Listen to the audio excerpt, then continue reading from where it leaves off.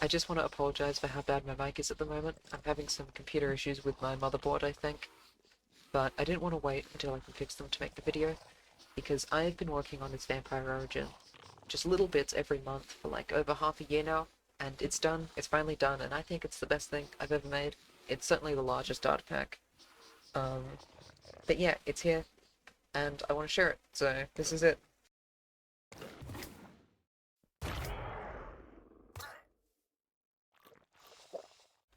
Okay, so the way this is going to work, first I'm going to go over the powers that all of them share, and then we're going to take a closer look at each variant individually, and then after that I just want to talk a little bit more about this origin and my current situation. Right, so this is the Wild Thing. Now the first main power is Scarlet Appetite, which basically means normal food will not restore your hunger, you have to drink blood. So you can eat normal food, but as you can see it doesn't fill up my hunger at all. Whereas if I give myself blood, it fills it all the way up. Now, the downside to this, other than blood being kind of hard to get, is that it will never refill saturation. So you heal at a much slower rate. However, that blood bar up there, that acts as a reserve. So if your hunger goes down and there's blood in your blood bar, it will take the blood out of the bar, put it into your hunger. So this means you can store a lot more food, and you also just exhaust slower. But your regen is very, very slow. So, the way that you actually get blood, which you can store 70 of, I should have mentioned, divided into these 7 little bars you see. But the way that you get it is by shift right clicking on a blood pool or a tapped mob. To tap mobs, you need to use tracking. Tracking is the second keybind and also just the core ability of the origin. So if we hold secondary at any time, we make nasty noises and the world goes all red and we can't see anything. That's because there are no mobs. So if we get a mob in here, we start to see these scent particles. Now if I mouse over and I look at the shape, it gets highlighted. That means I'm tracking it. So when you hold your mouse on an entity, it begins tracking it and the progress of tracking goes up. When you move your mouse away, it will go down, but at half the speed of increasing it. So if it gets high enough, they get this red outline, and that means that they're marked. So marked entities, if you go up to them and hit them with a melee attack, they begin to bleed, they become tapped. So you can shift right click them directly, or if you kill them, they drop a blood pool, which gives you a lot more blood. Now, I should also mention that when you are tracking, if you get hit, you will take double damage from that, so you are quite vulnerable. However, in low light levels, you'll become invisible. To illustrate this, this is my ult. They are currently tracking. You can see as the light level decreases, they start to get more and more transparent until eventually they go invisible. There's a little bit more I'd like to go over about tapping. Firstly, that you cannot tap undead entities, only living ones. Tapped entities appear with bright red outlines when you're tracking, as opposed to the dark red outlines of marked entities. And probably the Origin's strongest ability, if you attack a tapped entity with melee damage, only melee, you will deal a flat double damage. So you can see with this Vindicator here, 1, 2. But if we tap him, just in 1. Now, the final shared power is very, very simple. If you're near another player, you can hear their heartbeat. This works through walls, it works if they're invisible, and if there are multiple people, their heartbeats will be at different times. Okay, finally onto our first variant. The first one is Errance. This one comes with 2 abilities. The first one is Wretch, which becomes your primary. So you can use your primary key to use one blood bar to spit a little pool. Now these are like the big blood pools. They have the same amount of blood that you spit, but obviously they decay over time, so you'll never get quite as much back if you drink them up. Now these don't do a whole lot on their own, but if you hit an entity, they'll become bloodied, which means they're slow. They can wash the blood off if they touch water, and also dyes sheep, because it's fun, I don't know. Now, believe it or not, the main use of this blood spit is not to dye sheep, and it's not to slow mobs. With this variant, you unlock the ability to teleport between blood pools. The way you do this is just stand in a blood pool, shift jump, and you go to the nearest one. This will always take you to the closest one, however, if you look directly at another blood pool, you go there instead. Now, another use of this is that if you have a bloodied mob, you can teleport directly to that entity by looking at it. Now, this also works with the large blood pools you get from killing tapped mobs, which means you can use these to teleport to the large pools, you can use the large pools to teleport to these, etc. So the second variant, Torment, allows you to make snares at the cost of 1 blood bar. So while tracking, you hold primary, you start to slowly build the snare. When it's done, the noises will stop, and you get these little particles. So you then right-click a block, and you put a snare there. Now, they give these little small particles. If you're a Torment wild thing, you can shift to see them more clearly and also see them when tracking. Other variants can't see them there. And when something goes over the top of them, it detonates and taps them. So you can put them on any axis depending on what side of the block you click. And they will look for things on either side of that axis. So this snare will look for mobs above or below it since it's on the y-axis. So when you do detonate it, it does deal some damage, but it also taps you. So you can see he stepped in it and now he's bleeding. The other power of the Torment variant, ignore that, is you can use 1 blood bar to teleport to tapped entities. So if you shift jump while looking at a tapped entity, while tracking, you can teleport to them, at the cost of 1 bar. Now, a couple more things about snares. Firstly, you don't need to use a mob to detonate them. An item or a projectile also work. Now, as you may have noticed, they are very loud when detonating. So the idea is, let's say I summon a little friend on that snare. He gets tapped, I hear that from ages away, and you can teleport in and kill him. Now, unfortunately, making the snare is also very, very loud, and you have to do it while tracking, and remember, while you're tracking, you're vulnerable and take double damage to any source. Okay, third and final variant. Symbiosis. This one only has a 1 ability, so when you're tracking, you use your primary key to use 1 blood bar and shoot a blood needle. So that has the purple casing and a red needle inside of it. Those are 2 separate paths. So if I just hit a mob straight on, it doesn't really do much. It knocks them backwards, makes a loud noise, and gives them a little bit of blindness as it shocks them, but it only does like a tiny, tiny bit of damage. So what you want to do is shed the casing. So if you hit a block with it, after it hits the block, the casing is gone. You can see it's just the red needle after it exits the block. So if you hit a mob with just that red needle, it will inject them with a parasite. So if I can hit this guy through a block, you can't see it, but he now has a parasite. And the way you can tell, when I track, he shows up as grey even when I'm not looking at him. So what parasites do is, first of all, if it's a player, if you have a parasite, there is a 20% chance that when you eat food, the parasite will eat it instead. But also, when you track things, you build up their tracking progress over time until they're marked. If an entity has a parasite, its tracking progress will never go down. So what that means is, if I track this guy enough to mark him, if I stop tracking him, he's still going to stay marked, no matter what, until he gets rid of the parasite. So I'd like to talk a little bit more about parasites. I only showed putting 1 parasite into an entity. You can just keep stacking them in. There's no visual indicator, but this guy has 3 parasites now. So if we tap him,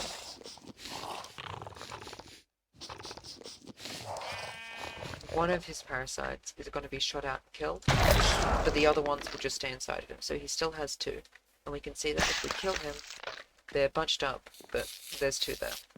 Now, blood parasites in the world will attack players, and if they attack you, they burrow into you. So I now have 2 parasites.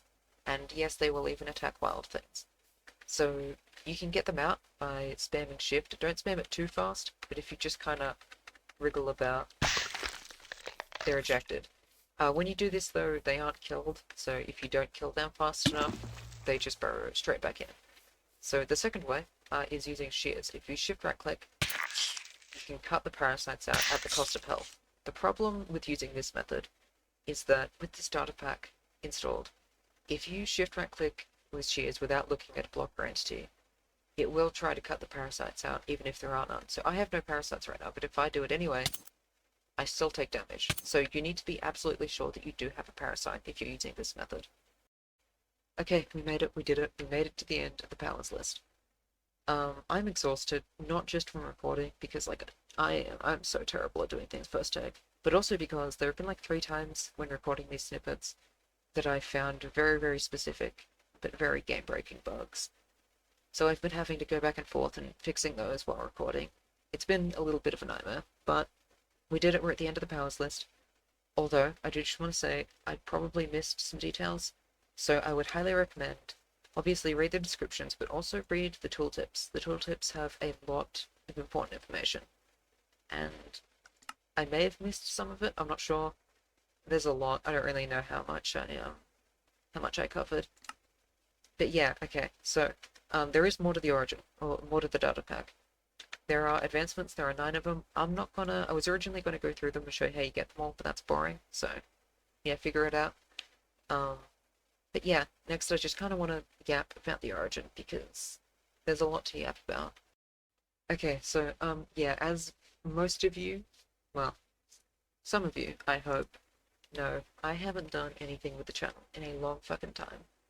It's been like 7 months. Last time I interacted with it was when I said I was working on the wild thing. But yeah, I don't know. It's been tough. There have been a lot of things happening. Every time I think I'm getting back into the cycle to have motivation for making Origins and like sticking to a project, I get hit with a new wave of IRL shit. Oh, oh, whatever. I'm not doing multiple takes. Um, but yeah, I've been trying. There have been a few jams since then, and all of them I've tried to come up with ideas. I had a really cool idea with the flax and water, where it was going to be like a sort of, you know, uh, Batman-esque scarecrow, where you have your nasty gas. Um, but I was never able to really figure out a direction that I wanted for this. I love the idea of doing something with gas, like a sort of dynamic gas system to cover areas. I think that's a really fun idea. But I just haven't been able to get any ideas for good gimmicks, I guess. All of my creativity has just been poured into the wild thing. And, yeah. There are... Obviously, I've talked about the pearlescent crown. There is a lot to do with this origin. The system is like, you know, it's functional, but it's kind of useless right now. And it's just, there's so much going on that I've been having a hard time, like, approaching the project after leaving it for a while. Verdant Crown has some mechanics that I'm really happy with. But again, I'm having trouble figuring out the ideas for like what gameplay is actually like for this origin. Like I have these neat abilities. I love this. I was so happy with this. And then this little... Oh, he just fucking died. Okay, well, I was gonna demonstrate it's a little crowd control thing. But anyway, yeah, so these are still kind of in the works, I guess. I've just been having a very hard time finding motivation. Yeah, yeah. I think after this, I'm gonna try and focus on getting this origin done, the Verdant Crown, because I have written up all of the lore for the crowns. I've got everything. Well, no, okay. I've decided the lore. I haven't written all the lore entries because there is a lot I need to write. But yeah, I don't know. Yeah, I don't know if there's anything more to say really. I'm gonna keep making stuff, but things are... I don't know if I want to say things are like super tough. Lots of ups and downs. I'll not vent too much about mental health, but yeah, there's been a lot going on. And I can't really promise that I'll get anything done soon, but I'm not abandoning these ideas, mainly just because, like, dude, the models Swanky made for them are so fucking great. So yeah, I have to finish at least these two, and I also want to make a Channel Surfer remake, because I love the concept of this origin. So this is one of my first ones, and it shows. It is very, very janky, and I would love to redo it. There is one thing with CPM, the model thing we're using, that has been pissing me off, and I've been trying to get it to work, and I don't really know if there's a way to get that to work. But I need to make that, and also the Neo hair. I love this origin so much. I love the aesthetic. It's sort of like a remake of the Lunatic, but different. But this version, the one I had to submit to the jam because I ran out of time, is very incomplete. It does not have like it has like the main base mechanic, but it doesn't have really a use for it beyond a couple of stat changes. So I need to finish this, give it the love it deserves. Deserves. I'm not doing multiple takes at this point. Fuck it. Um, but yeah, there's a lot that needs to be done here because I love it. It's just very, very unfinished. Is there anything else that I haven't? We're not talking about the collector. Moonchaser, I don't even want to think about. And the vertebra, I need to finish this as well. This is like the baby's first spine. It's the spine for pussies, pretty much, or for people like me who suck at the game, where it's weaker but it's less punishing. I think that's about it. I definitely peaked with this one. But yeah, so that's what I have been working on, or what I've not been working on. I don't know. I don't really know where I'm at the moment. I was like, oh, I'll just kind of pour my creativity into making the wild thing, and now it's finished. I'm like, oh shit, I don't know what to work on now because everything else is so daunting. But yeah, I mean, work on fixing my fucking mic. I'm very sorry for the lower quality of this video, and for the fact that I wasn't using shaders for most of it because the Wild Thing's abilities, I've not found a shader yet that actually works with them. Either they don't have proper blindness, like this one, blindness just does not work, or the sand particles don't show up correctly, and like you can't see them against the background. So yeah, I just had to go no shaders. Um, but yeah, I didn't want to wait around to make a video until my mic was fine because I finished this after so long, and I just want to be like, hey, look at this cool shit I made because it is not the most balanced Origin I've made, and I don't think a lot of people will like it. I think because the idea was to make it a. I've been wanting to make a Vampire Origin since I started making shit, and I've just been waiting for a good idea for a Vampire Origin because there are so many Vampire Origins and mods and shit as well out there already. So I was waiting for an idea that would make it like properly unique. And I fell in love with the idea of a vampire that instead of being an unkillable god who can just like face tank everything, you have to like stalk and hunt and track your prey. And you're really powerful if you're able to do that, but otherwise you're kind of fucking pathetic. I was really happy with that idea, and I was able to just kind of go wild with it. But yeah, I don't know what to really do now. I'm really happy with it. I love this origin. I love all of the little mechanics. I had so much fun with it.